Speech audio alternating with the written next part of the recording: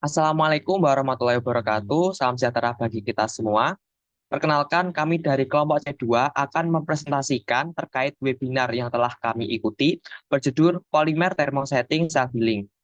Presentasi kali ini digunakan untuk memenuhi tugas akhir dari mata kuliah eksperimen teknik biomedis. Berikut anggota dari kelompok C2 kami. Saya Sabin Amin Tamana dengan NIM akhir 017. Saya Clara Tias Ratri dengan NIM 014. Saya Angelin Shin Kurniawan dengan NIM akhir 013. Dan saya Aisyah Alfawas dengan NIM akhir 011. Baik, next. Ini merupakan pembahasan yang akan kami bahas pada presentasi kali ini, yaitu yang pertama mengenai apa itu polimer termoset, yang kedua mengenai polimer self healing, yang ketiga mengenai penentuan berat molekul, dan yang terakhir yaitu kesimpulan. Judul webinar yang telah kami ikuti yaitu Polimer Thermoset Self Healing yang diselenggarakan oleh Balai Teknologi Polimer atau BPPT dengan pemateri Ibu Frita Yuliati, PhD.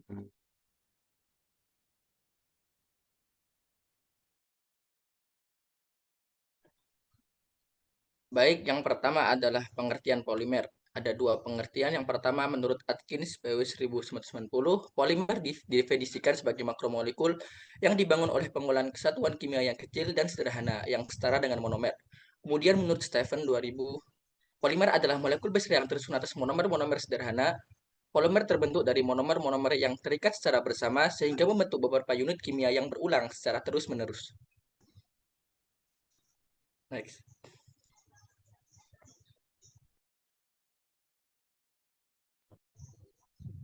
Nah, berikut adalah klasifikasi polimer. Yang pertama menurut sumbernya terdiri dari polimer alam dan polimer sintesis. Sedangkan menurut strukturnya terdiri dari polimer linier, polimer bercabang, dan jaringan 3 dimensi.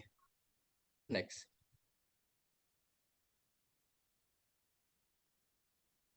Kemudian, menurut reaksinya, polimer terbagi menjadi dua, yaitu polimer dengan reaksi kondensasi dan polimer dengan reaksi adisi. Adapun menurut ketahanan termal, polimer dibagi menjadi polimer termoplastik dan polimer termoset. Selanjutnya, berikut ini merupakan pengertian dan struktur dari polimer termoset. Seperti yang telah dijelaskan sebelumnya bahwa polimer ini dapat dibedakan menjadi beberapa macam. Nah, salah satunya berdasarkan ketahanan terhadap termalnya, yaitu polimer dibedakan menjadi dua, yaitu polimer termoplastik dan polimer termoset. Nah, polimer termoset sendiri merupakan polimer yang mempunyai sifat tahan panas, dan apabila dipanaskan, material polimer termoset ini akan kaku dan tidak melunak, sehingga tidak dapat didaur ulang dan sebaliknya. Nah, berikut ini merupakan struktur polimer termoset yang nampak bahwa pada gambar ini terdapat crosslink atau ikatan silang dan terdapat loop tertutup di dalamnya. Adanya struktur ini menyebabkan polimer termoset memiliki kekuatan mekanik, termal, dan ketahanan kimia yang baik. Namun, karena adanya sifat ini pula, polimer termoset ini cenderung untuk sulit diperbaiki, didaur ulang, dan dibuang.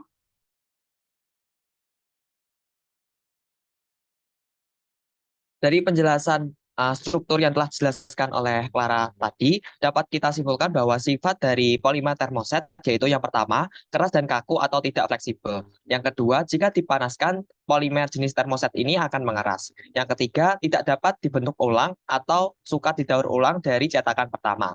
Yang keempat, tidak dapat larut dalam pelarut apapun. Kemudian selanjutnya, jika dipanaskan akan meleleh. Dan tahan terhadap asap basa. Kemudian terakhir mempunyai ikatan silang antar rantai molekul. Berikut dapat dilihat merupakan perbandingan antara perbedaan polimer termoplas dan termoset, di mana termoplas mudah direnggangkan, fleksibel, tidak mempunyai titik leleh yang rendah dan dapat dibentuk ulang.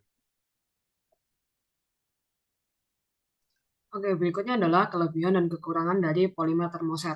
Nah, seperti yang sudah dijelaskan oleh teman-teman tadi, terkait struktur dan juga sifat-sifatnya, dapat ditarik kesimpulan bahwa kelebihan dari polimer termoset ini yaitu memiliki kekuatan mekanik dan termal, serta ketahanan kimia yang sangat tinggi. Hal ini dikarenakan struktur jaringan dari polimer termoset itu yang bersifat cross-linking atau adanya ikatan silang sehingga memiliki ketahanan mekanik yang kuat.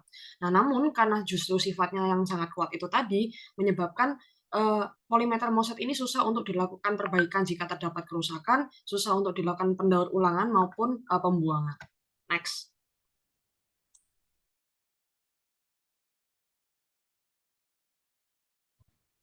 Nah, selanjutnya adalah penggunaan material termoset.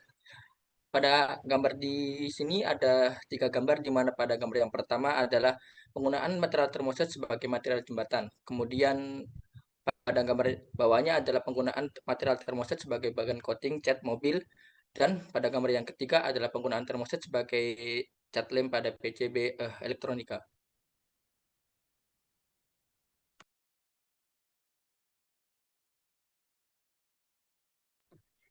Nah, selanjutnya adalah latar belakang kebutuhan polimer self-filling. Nah, adanya self-filling memungkinkan kita, salah satunya adalah pada coating mobil, di mana ketika kita mendapati sebuah kerusakan pada bagian atau part tertentu pada mobil, jikalau kita tidak menggunakan self-filling, maka biaya yang kita keluarkan akan sangat besar dan memakan waktu yang cukup lama, karena kita harus mengganti seluruh cat mobil tersebut.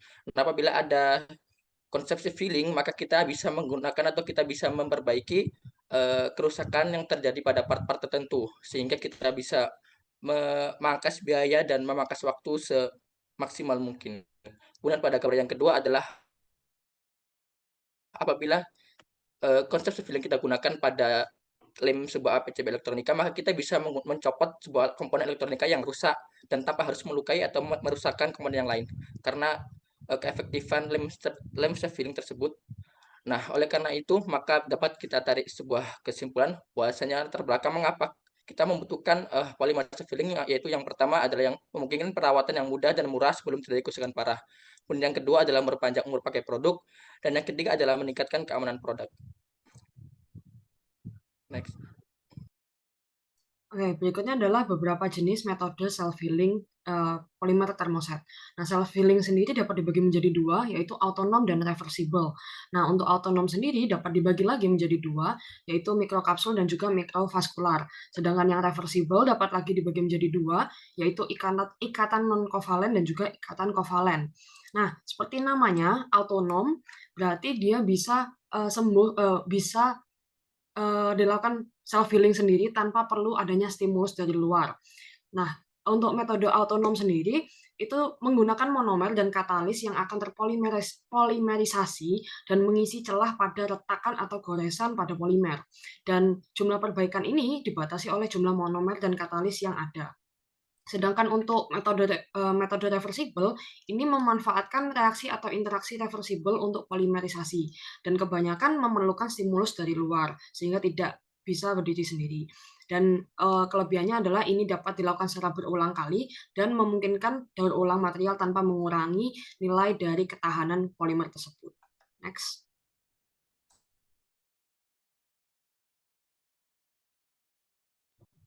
Nah, adapun pengertian lebih dalam apa itu tentang metode autonom, yaitu yang pertama bahwasanya metode autonom itu tidak memerlukan stimulus dari luar. Kemudian yang kedua, bahwasanya metode autonom menggunakan monomer dan katalis terpolimerisasi yang mengisi celah pada crack atau retakan. Kemudian yang ketiga, bahwasanya metode autonom melakukan jumlah perbaikan, bahwasanya jumlah perbaikan pada metode autonom dibatasi oleh jumlah monomer dan katalis. Next.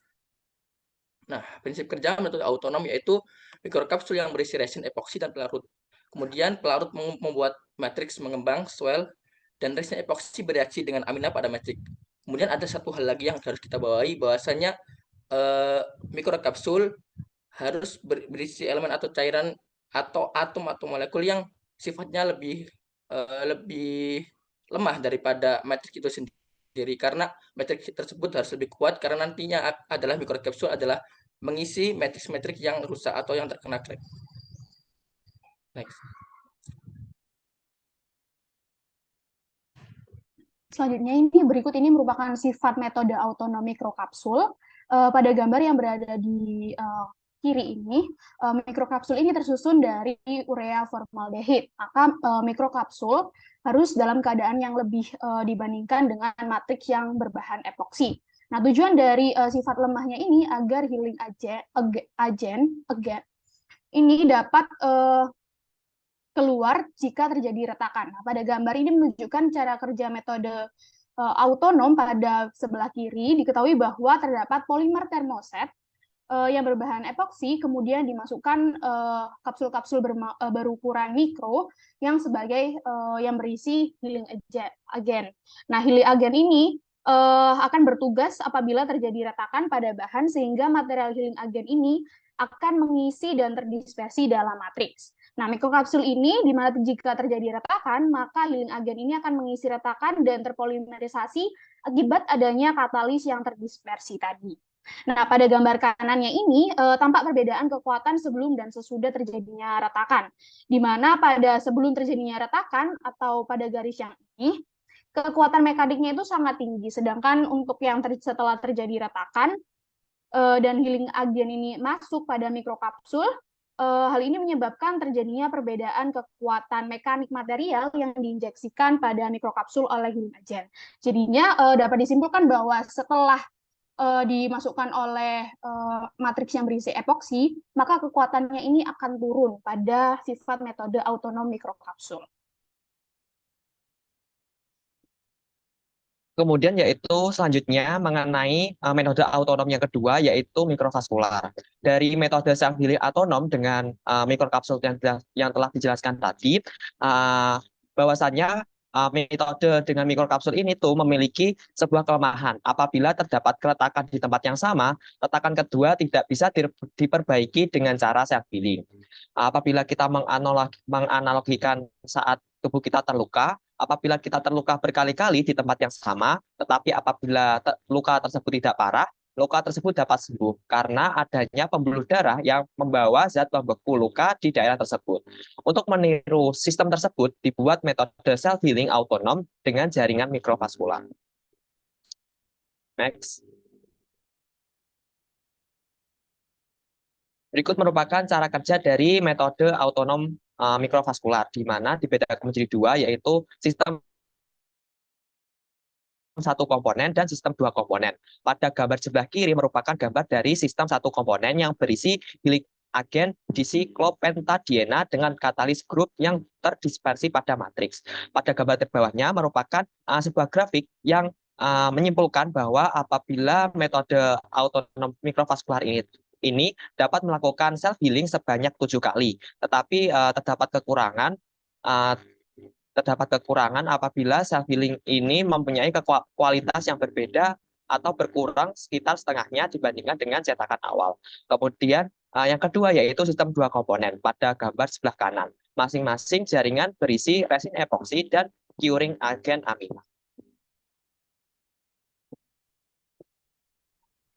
Selanjutnya ini merupakan sifat metode autonom mikrovaskular yang termasuk juga dalam metode autonom, di mana ini merupakan pengembangan dari yang sebelumnya, yaitu mikrokapsul. Nah, perbedaannya ini terletak pada material self-healing pada matriks. Self-healing agen ini pada metode ini merupakan disiklopentana dengan katalis grup yang terdispersi pada matriks. Nah, perbedaannya ini pada metode mikrovaskular ini seperti yang dijelaskan oleh Tama tadi, untuk mengatasi kerusakannya ini secara terus-menerus namun hanya sampai 7 kali. Nah, oleh karena itu terjadi kekurangan kekuatannya itu berkurang, tidak seperti sebelumnya. Oke, selanjutnya adalah dapat ditarik kesimpulan dari kelebihan dan kekurangan metode self-healing, yaitu autonom. Yang pertama, dari mikrokapsul, kelebihannya adalah memiliki masa simpan yang cukup lama. Kemudian, mikrokapsul juga praktis untuk dicampur dengan bahan lainnya. Dan mikrokapsul ini memiliki kadar air yang rendah, sehingga dapat terhindar dari pertumbuhan jamur penyebab kerusakan polimer. Namun, terdapat juga kelemahannya di mana kekuatan polimer ini akan menjadi turun setelah terjadinya self-healing. Hal ini dapat terjadi karena celah-celah dari kapsul dan polimer yang terbentuk itu tidak sekuat aslinya. Dan yang kedua, kelemahannya adalah jika terjadi retakan yang sama pada titik yang sama, maka tidak akan bisa dilakukan terjadinya self-healing kembali karena materialnya sudah habis. Nah, kemudian untuk mikrovaskular, kelebihannya adalah yang pertama, material self-healingnya dapat terus ada sehingga dapat digunakan berkali-kali. Namun dia memiliki kelemahan di mana susah dalam fabrikasinya sehingga memiliki keterbatasan dalam hal kompleksitas sintesis, desain, dan juga penguatan material dalam matriks polimer. Next. Kemudian selanjutnya yaitu metode self-healing setelah autonom, yaitu dengan metode polimer reversible. Metode polimer reversible ini merupakan metode yang memanfaatkan reaksi atau interaksi reversible untuk polimerisasi. Kemudian kebanyakan metode reversible memerlukan stimulus dari luar. Apabila autonom mempunyai stimulus dari diri sendiri, sedangkan reversible mempunyai atau memerlukan stimulus dari luar. Kemudian ketiga yaitu dapat dilakukan secara berulang. Kemudian yang terakhir melakukan polimer reversible ini memungkinkan daur ulang material tanpa mengurangi nilai. Kemudian metode reversible ini dibagi menjadi dua, yaitu dengan ikatan non-kovalen dan ikatan kovalen. Next. Berikut merupakan macam-macam metode reversible dengan menggunakan ikatan non-kovalen, yaitu yang pertama ada ikatan van der Waals, ikatan hidrogen, ikatan interaksi dipol-dipol, shape memory, PP stacking, koordinasi metal ligan, interaksi host gas, dan kemudian yang terakhir yaitu interaksi ionik. Next. Karena pada metode reversible non-kovalen ini hanya banyak terdapat ikatan hidrogen. Sehingga saya pada selanjutnya ini akan menjelaskan mengenai ikatan hidrogen. Pada ikatan non-kovalen, pada sistem reversible tersebut digunakan pada pengikatan silang atau cross-linking melalui interaksi antar molekul monomer atau rantai cabang. Karena bersifat reversible, panjang molekul, derajat pengikatan silang, dan struktur dapat berubah-ubah, sehingga memungkinkan terjadinya self-healing. Pada gambar tersebut dapat dilihat di sebelah kiri merupakan monomer dengan konsep donor reseptor, sedangkan sebelah kanan merupakan struktur dari molekul monomer yang dilingkari merah merupakan contoh dari ikatan hidrogen. Terdapat ikatan hidrogen antara N dan H, H dan O, kemudian H2O, dan lain-lain. Next.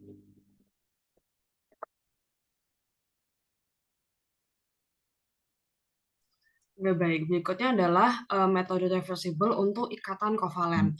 Nah, terlihat pada diagram ini di mana untuk metode reversible kovalen terdiri dari beberapa ikatan juga. Yang pertama yaitu ikatan disulfida, kemudian ikatan berbasis boron, reaksi Diels-Alder, kemudian alkoksiamina, kemudian ada ikatan diselenida, ada ikatan imina, ada reaksi transeterifikasi, dan lain-lain. Namun yang paling sering digunakan adalah reaksi Diels-Alder, sehingga kita akan membahas reaksi Diels-Alder di slide berikutnya. Next.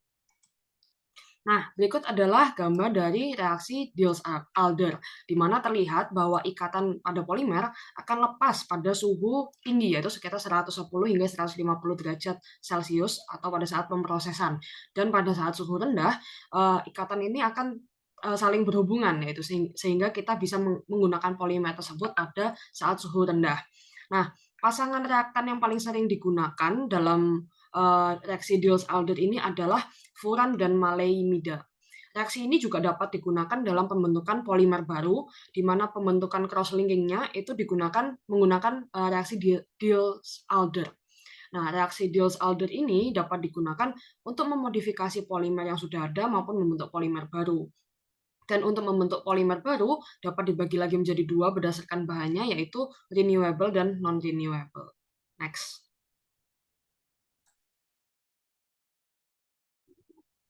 Selanjutnya yaitu aplikasi polimer self-healing. Untuk yang pertama ini adalah self-healing rubber yang merupakan material karet yang jika disobek atau dihancurkan ini akan menjadi lebih kuat apabila disatukan kembali. Nah, lalu yang kedua ini ada polimer termoset reversible dari minyak nabati yang digunakan sebagai bahan adhesif atau sebagai lem yang menempelkan bahan aluminium tampak pada gambar. Lalu yang ketiga ini ada self-healing plastik sebagai coating kaca yang dilakukan eksperimen pada NASA, di mana prinsip kerjanya ini mirip dengan mikrovaskular yang tadi, yakni healing agent akan memenuhi matriks apabila peluru mengenai kaca, sehingga kaca ini tidak akan pecah ataupun retak.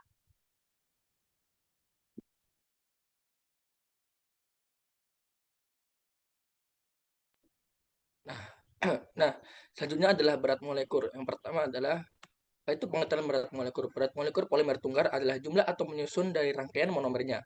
Pada umumnya, polimer adalah campuran dari polimer-polimer tunggal yang memiliki berat molekul yang berbeda. Kemudian menurut Flori 1979 mendefinisikan bahwasanya berat molekul rata-rata jumlah Mn menyatakan distribusi panjang rantai polimer yang menyusun polimer.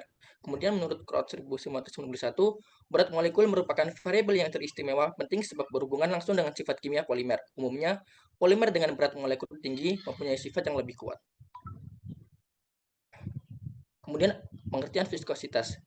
Viskositas adalah ukuran ketahanan suatu fluida terhadap gaya gesek yang diberikan.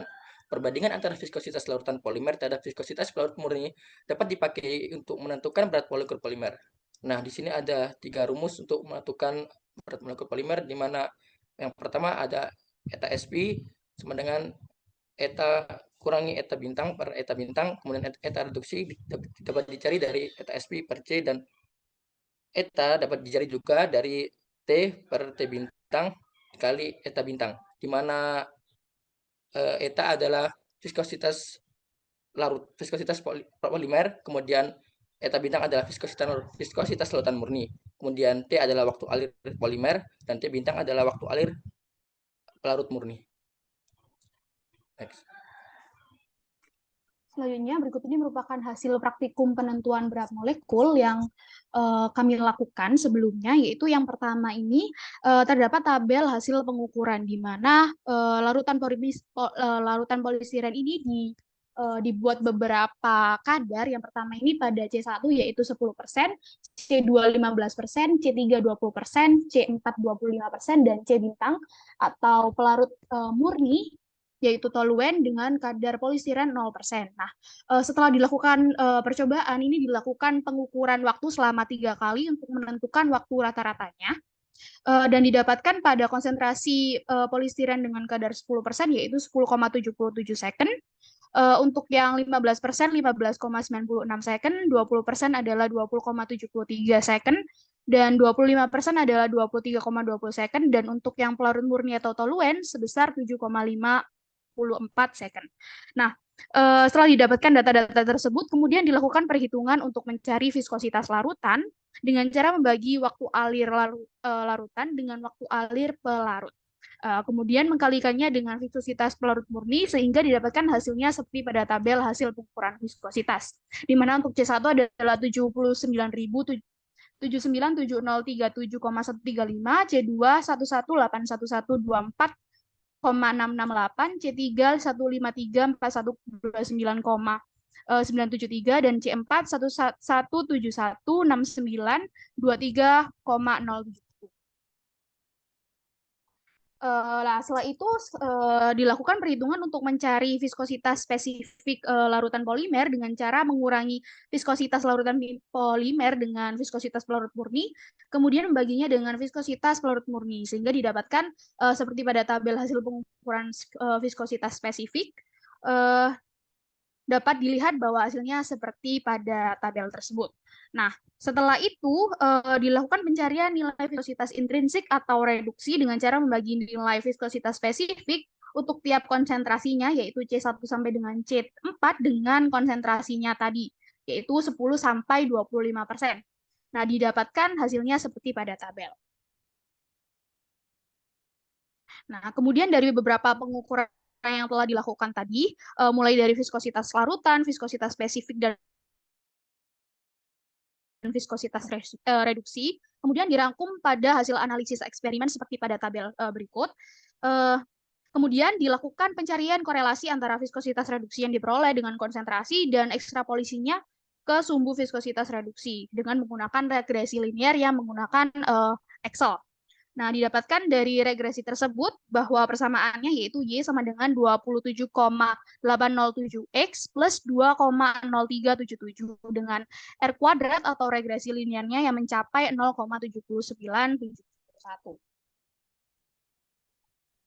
Nah, dari persamaan tersebut tadi dapat disimpulkan bahwa X sama dengan Y sama dengan 0 ini, maka nilai viskositasnya adalah 2,0377 tadi. Nah, nilai ini kemudian digunakan untuk menentukan berat molekul polistiren dengan menggunakan persamaan Marx dan Howing pada slide ini.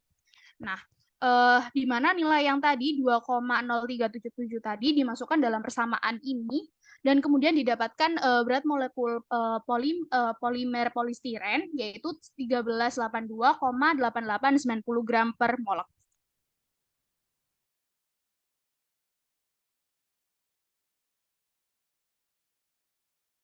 Kemudian yang terakhir, dapat kita semua tarik kesimpulan bahwa polimer didefinisikan sebagai makromolekul yang dibangun oleh pengulangan kesatuan kimia yang kecil dan sederhana yang setara dengan monomer.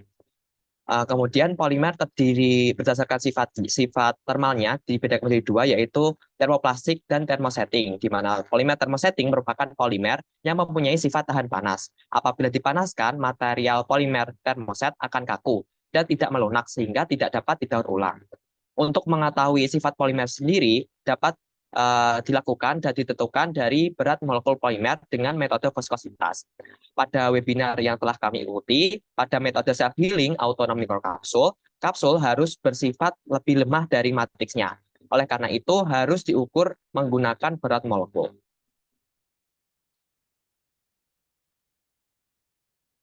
Sekian presentasi dari kelompok kami. Apabila ada kurang lebihnya mohon maaf. Sekian, wassalamualaikum warahmatullahi wabarakatuh.